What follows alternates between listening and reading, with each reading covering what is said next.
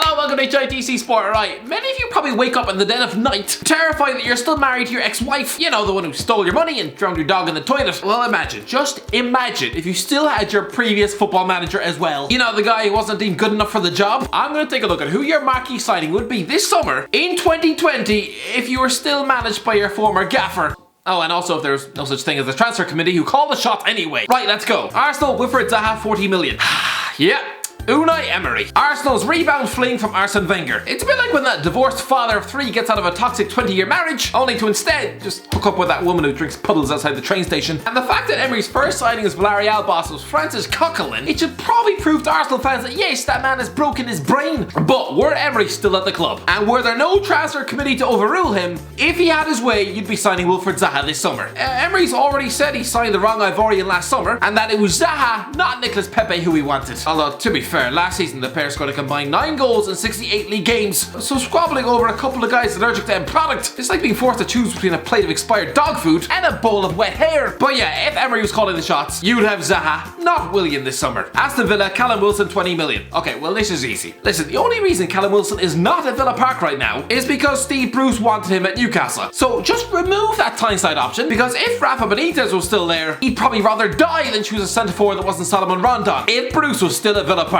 having cabbages chucked off his face on a daily basis, then yeah, he'd have probably snapped up Wilson for 20 million quid. And you know what, lads? I'd rather a proven Premier League goal scorer like Wilson than a championship gamble like Ollie Watkins. He could wind up being the next Dwight Gale or Jordan Rhodes, i.e. elite in lower league football, but resembling utter spunk rags in the top flight. Brighton, Patrick Van Aanholt, 12 million. Okay, one of the biggest changes in managerial style in this list. Listen, it's a complete gamble to try and second guess who Chris Hughton would have signed this summer had he stayed on as Brighton boss. Considering he spent the last 50 months sitting on the couch crying over his failed career, I'm pretty sure he doesn't even know himself. And yes, I realise the irony of me talking about failed careers when I myself have been eating my dinner out of a vacuum bag since 2016. Listen, trying to predict who Hughton would sign in 2020 it's like trying to predict my next bowel movement. Actually, considering my diet consists of tears and dog food, it's usually every 6.5 minutes. I'm guessing this is a complete and utter guess, but let's say Patrick Van Aanholt. He worked with Hughton at Newcastle. Brighton could do with a left back, and if you say, oh, PVA would enjoy Crystal Palace's rivals, he's not a snake.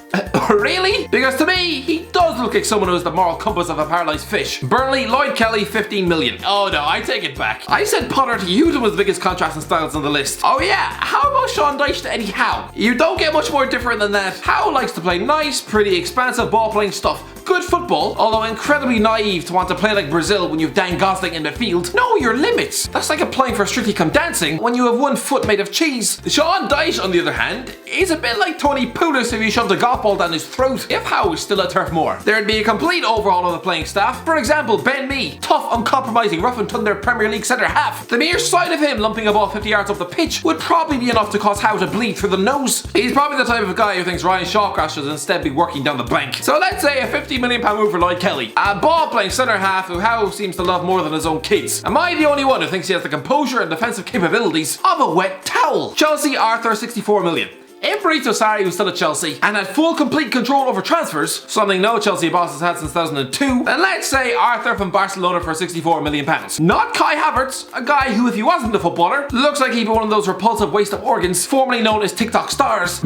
Christ above, with that smug grin, with his neatly combed hair, it just screams I'm the next Jake Paul. Anyway, yes, back on topic, Arthur, who Sarri just signed for Juventus. Apparently he wanted to build the Italian team around Arthur, the Brazilian playmaker that is, not the sexually confused bear. Honestly, this guy is perfect for Sarri ball. And so yeah, Chelsea fans will probably have him right now. Crystal Palace, Arkadiusz Milik, 30 million. Oh lads, if Frank de Boer had stayed at Crystal Palace, had it all worked out, then 3 years down the line, this team would look rapidly different. Right now, they're just another safe, steady-ish Premier League team under the boring, dull, comfortable, safe option of Roy Hodgson. De Boer, who played ambitious on the next stuff at Ajax, he was a risk of an appointment. A complete risk and gamble that De Boer chickened out of after less than 1 month. I'm sorry, but a message to the Palace board. If you're going to take a calculated gamble, then you have to commit. It's like writing a weird tweet and then deleting it within 5 minutes. If you're going to tell the internet that you have a fetish for overweight Teletubbies, then that's the risk you run. Anyway, it's almost impossible to guess, but managers usually go with what they know. And Arkadiusz Milik fired home nearly 50 goals in 2 seasons under De Boer with Ajax, and I'm pretty sure De Boer would rather not continue to persist with a human lump of popsicle tarts that is Christian Matecki up front. You might think a move for a 26-year-old striker from Napoli. Him going to Crystal Palace, it would make zero sense. Well lads, we're living in a world where James Rodriguez has has just wound up at Everton, and Ruben Neves left the Porto captaincy for Championship football. Money talks. Everton, Diego Jota, 45 million. Yeah, this is hard to predict, especially considering Marco Silva only had about 50% of say in transfers at Everton anyway. But if he was still there, then you could forget about Rodriguez ever looking twice at your club. Agreeing to work with Carlo Ancelotti is one thing, but placing his career in the hands of a guy relegated with Hull and sacked at Watford, oh, he'd sooner make love to his cat. Listen, I'm picking Diego Jota, because Everton have a history of plucking the best players out of slightly smaller mid-table Premier League clubs. Both he and Silva share the same nationality, while Jota has publicly mentioned how he supported Everton as a boy. Sure, he spent the season smashing in European hat-tricks with Wolves, but he was quite regularly linked with a move away. So I'm going to repeat the 4 words my uncle used to whisper in my ear every night before bed. I think this fits. Wow, we were trying on shoes. Full up Joel Matip, 15 million. Oh, try to predict what goes on in Claudio Ranieri's wonderfully eccentric little head. Oh, who knows? This is a guy who throughout his career has signed the likes of James Rodriguez, Falcao, Frank Lampard, N'Golo Kante, Anthony Martial, David Silva. Great! What a night for talent! He's also signed Emmanuel Riviere, Lazar Markovic and Jeremy. He seems like the type of guy who, if you went around his house for dinner, sure, one night he'd cook an exquisite Italian 3-course meal, before the next day serving up a plate of rat heads for breakfast. You never know what you're going to get. He was rumoured to be interested in Joel Matip back in the winter of 2019, so let's say him. Leicester, Wesley Fofana, 22 million. Oh, life under Claude Puel. Well, life would be a lot less fun for a start. Leicester are currently trying to sign 21-year-old centre-back Wesley Fofana from Saint Etienne for £22 million. And do you know who his manager is right now? Yes, Claude Puel. Clearly he rates the guy, so yeah, why not? Liverpool, Thiago Alcantara, 25 million. Okay, this is impossible. Brendan Rodgers has been gone from Anfield for 5 years. That is half a decade. He's had 2 jobs since then. So I can't really talk about what players he was interested in back then, because that was 5 years ago. Leroy Sané isn't at Schalke anymore. Let's say if Rodgers was still at Anfield of the year 2020, let's say Thiago Alcantara, because he tried to sign him in 2013, and he was given Luis Alberto instead. He clearly rates Thiago. He fits in perfectly with his ethos. Yeah, let's say him. Now look, considering Rodgers' track record with signings at Anfield, he'd probably also try to sign Danny Ings. Again, Man City, Isco, 65 million.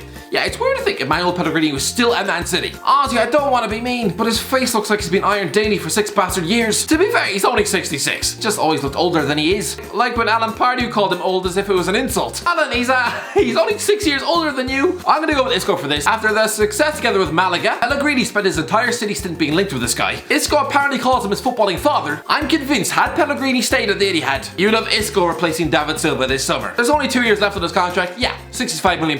Man United, Ivan Perisic, 20 million. I would love to see a world where Jose Mourinho was given free reign of the transfer market at Manchester United, because many out there think this man has lost his touch, and the links to Troy Deeney at Spurs would not only strengthen that argument, it should probably alert the men in white coats. But no, I think we're Mourinho, a 2-time European champion and a 3-time Premier League winner, let's not forget. Were he still at Old Trafford, a move for Willian could have been on the cards, but let's say Ivan Perisic. Yeah, I know he's 31, but he's just won the treble with Bayern Munich. Let's say cheeky £20 million move to get him out of Inter Milan, let's say that. Newcastle, Alassane Play, 35 million. Okay, well the easy answer would be Salomon Rondon. I mean, who else? Rafa Benitez probably goes to bed dreaming about this man. But no, the big marquee signing in 2020, if Rafa was still at St James's Park, then step forward Alassane Play. This was the guy Newcastle nearly broke the bank for in 2014. Well, I say broke the bank. Most years forking out for anything more than the cost of a ham and cheese toastie is breaking the bank for Mr. Mike Ashley. But yeah, this 27-year-old winger is currently ripping the Bundesliga to shreds with Borussia Mönchengladbach. Benitez did want him for Newcastle while he was ripping the French league apart with Nice. If he could somehow force Ashley to part with his cash, if he had his way, then yeah, I'm convinced this guy would be getting invited to St James's Park, not Ryan Fraser. Sheffield United, Nathaniel Klein free. Okay, let's pretend Sheffield United would willingly employ Nigel Atkins in the Premier League. Good Christ. You know, let's say Nathaniel Klein. It just makes sense. He's currently out of work, unemployed, probably walking local dogs for a living. Atkins was the one who signed this guy for Southampton back in 2012. Atkins was the one who made him a Premier League right back. Atkins was the one who put him in the shop window for Liverpool. Yeah, why not? It makes sense. Southampton, Jordan Shaqiri, 18 million. Yeah, Southampton fans, cover your ears. Imagining a reality where 56-year-old Mark Hughes is coaching your club in the Premier League. Look at that face. Is he really the guy you want entrusted with the safety of your football team? Clearly not, or he wouldn't have ended his career back in 2018. If he was still there, oh, it would be grim. It would be dour. And he'd probably be trying to convince Craig Bellamy out of retirement. But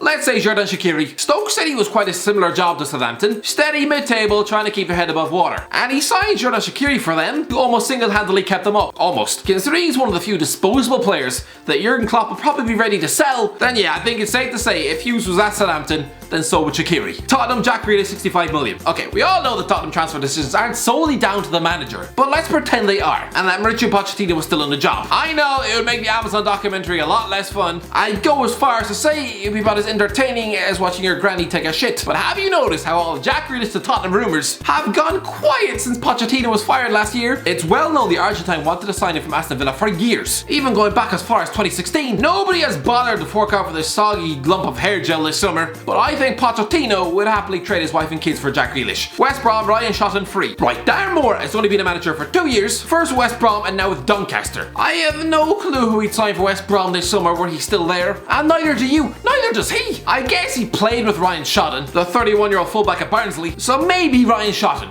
Oh, what a marquee signing! West Ham, Brahim, DIAZ, 25 million. Yeah, Manuel Pellegrini makes it onto the list yet again. I wouldn't celebrate big guy, it just means you lose your job on a regular basis. Imagine predicting back in 2014, when Pellegrini was sitting 27 points above Moyes in the table, with his City team having stuck 7 goals past Man United that season. Imagine predicting that Moyes would one day end up taking his job. It seems mental. But anyway, were the Chileans still at West Ham? Then no, he wouldn't be signing Isco. Isco might love Pellegrini, but not enough to spend his peak years in the midfield with Mark Noble. Instead, Brahim Diaz, that 21-year-old Real Madrid bench-warming forward who's just gone to AC Milan on loan. Pellegrini was the one who brought him to Malaga in 2013, and then Man City in 2016. Clearly there's a mutual respect there. They both rate each other, why not? Wolves, FABIAN, DELPH, 15 million. Twice the above, lads, this is ridiculous. Imagine a mental world where Ruben Neves, João Moutinho, Raul Jimenez were being coached by Paul Lambert. Having to listen to him in training every day. What a waste of talent. It's like giving a Lamborghini to Oscar Pistorius. Just no! Christ, Lambert being the one in charge of how this Chinese money is spent? Why don't you also just give your credit card to a Nigerian prince? He'd probably just try and sign his former Aston Villa captain. Good old Fabian DELPH from Everton for £50 million.